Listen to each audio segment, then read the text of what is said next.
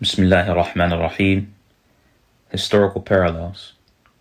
Prophet Muhammad's marriage to Āishah and minor marriages in the United States. What prompted me to compile this book is a letter sent to the Germantown Masjid Dawah Center by one of our incarcerated brothers, asking for some literature which clarifies our beloved Prophet Muhammad's marriage to Āishah while she was 9 years of age. He mentioned how some individuals with him in prison were attempting to deter some of the new Caucasian brothers from Islam by mentioning what occurred of this youthful marriage. So wanting to aid our brother and whoever else Allah wills to benefit, I compiled some words in clarification of this topic to repel lies and slanders from the noble Prophet sallallahu alaihi wasallam. And before the compilation of this work, there's a book already printed, compiled by Sheikh Abu Iyad, Hafidhahullah, where he clarifies this matter thoroughly and refutes those who malign the Prophet sallallahu alaihi wasallam due to this matter, while exposing the institution of pedophilia in different establishments in Western societies. In this book, I bring parallels to Prophet Muhammad's marriage to Āishah and similar marriages that were contracted in abundance here in the United States by native whites, solemnized by priests and pastors, and moreover, protected legally under the law. I quote from various sources, from them the well-done academic research by Nicholas L. Surratt titled American Child Bride, A History of Minors and Marriage in the United States. From his quotes, before the 18th century, children as young as 8 or 9 married in America, and children in their teenage years have been marrying in the United States since then. This is historically true. In America to the present day, minors can and do legally marry at the minimum age of consent and sometimes below that. And this book is by no means written to advocate for nor encourage child marriage. Its goal is to demonstrate that throughout history, older men taking younger brides was not at all strange in the United States. It was not something only done by foreigners or immigrants, but mainly done by native whites. Nicholas Surratt states, immigrants were often scapegoated as being responsible for the high number of child brides in the United States. He refutes this notion with another quote from Arthur Towne, who was once superintendent of the Brooklyn Society for the Prevention of Cruelty to Children. Towne states, let us not imagine these marriages occur only among our immigrant population. They are probably as prevalent among our native stock. Surratt also says, sociologists pointed out that early marriage was more frequent among blacks than whites and more common among native-born whites than those whose parents had immigrated. Mary Richmond concurred. She had read the most recent census figures, and it was clear to her that the foreign-born did not make up the majority of child brides. The teaser on a mock-up for the cover of Child Marriages proclaimed, more than 2/3 of a million of people living in this country have been child brides or have been married to child brides. Only a small minority of such brides are foreign. Most of them are native white, of native parentage.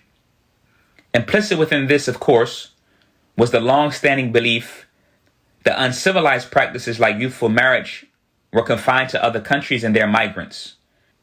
And the hierarchy of civilized cultures, with Anglo-Saxons at the top, age of marriage was one of the proofs of that civilization. End of quote. Yes, this is what bigots among the whites would like people to believe, that youthful marriages cannot occur among a race such as theirs.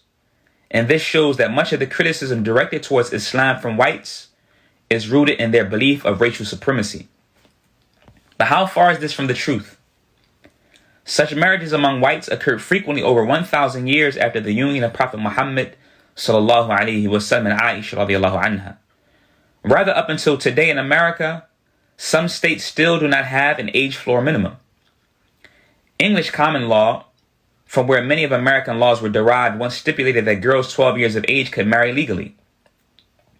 Over the past 300 years in America, many adult men legally married young brides, such as the former governor of the colony of North Carolina, Arthur Dobbs, who at 73 married Justina Davis when she was 15. Former Civil War General Cassius Marcellus Clay was 84 when he married 15-year-old Dora Richardson in 1894. Charlie Johns, another Caucasian man, was 22 years old when he married 9-year-old Eunice Winstead in Treadway, Tennessee in 1937. And there are many more examples that Surah mentions, which I quote in the book. But I emphasize again, the intent behind this book is not to encourage older men to marry young girls, no. Even when it is perfectly legal still in many states according to U.S. law. However, this is a clarification and refutation upon many of the Islam haters who seek to malign Islam and its noble prophet about a matter which was still common up until the early 1900s and much more common before that, let alone the 7th century where Prophet Muhammad's marriage to Āishah took place. These are undeniable, documented facts which were enshrined in law by the English and also by the founding fathers here in America. And we find before that in England, Richard II married Isabella of Valois at the age of 6. King John married Isabella of Angoulême at the age of 12. And William II of Orange married Mary Henrietta, the daughter of King Charles I at the age of 9. However, the Islam haters and the racist bigots, such as Tommy Robinson in the UK and those like him, play on the emotions of those who share their same racial sentiments about Muslims and other foreigners. They in turn may gain support or sympathy from those who are ignorant of history.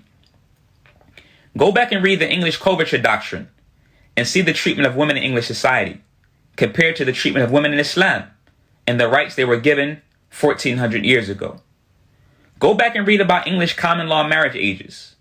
A person will clearly see that unlike today, social economic factors played a part in girls marrying older men. This was the norm of those days in England and America, as many non-Muslim academic researchers clarified. People like Tommy Robinson do not present academic research. He throws out bait to people and hopes it sticks because he has a wider agenda and desires to incite people against Muslims, as we've seen with the recent UK riots. So yes, when social economic factors changed almost all over the world after around the 1940s, with child labor laws being enacted and children being pulled from working on farms, coal mines, cotton mills, selling newspapers and shining shoes, when regular schooling was mandated among most children and they were given more time for regular play and pastimes, not facing the harsh conditions that many children did before that, mental maturity naturally slowed down, even though they may have reached ages of puberty. This delay in mental maturity also was a cause, which us Muslims agree, for the age of marriage to be delayed, and this is what took place in the West and in Muslim lands alike. So these were the circumstances in many places around the world which caused girls to marry early, the West being no exception. Lastly, as Sheikh Abu Iyad stated in his book on social customs in marriage, Muslims are not ashamed or cowed by the hounding of the Islam-hating resentful loons who try to use the issue of this marriage to malign the Prophet and malign Islam. This marriage has no connection whatsoever from near or far to pedophilia.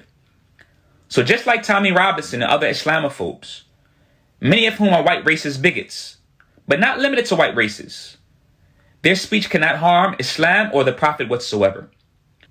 William Muir, David Margoliouth, and others tried it in their writings.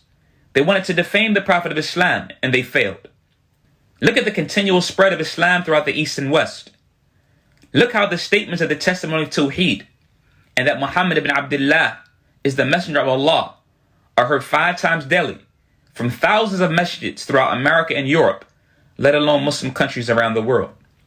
So I pray to Allah that these facts will strengthen the Muslim who may be unable to articulate the reason behind the Prophet's marriage to our mother Āishah radiallahu anha at an early age, just as it will allow the just, intelligent non-Muslim to accept what is undeniable in history, Allah willing, and it will only increase the stubborn Islamophobe and his stubbornness, hate, and misery.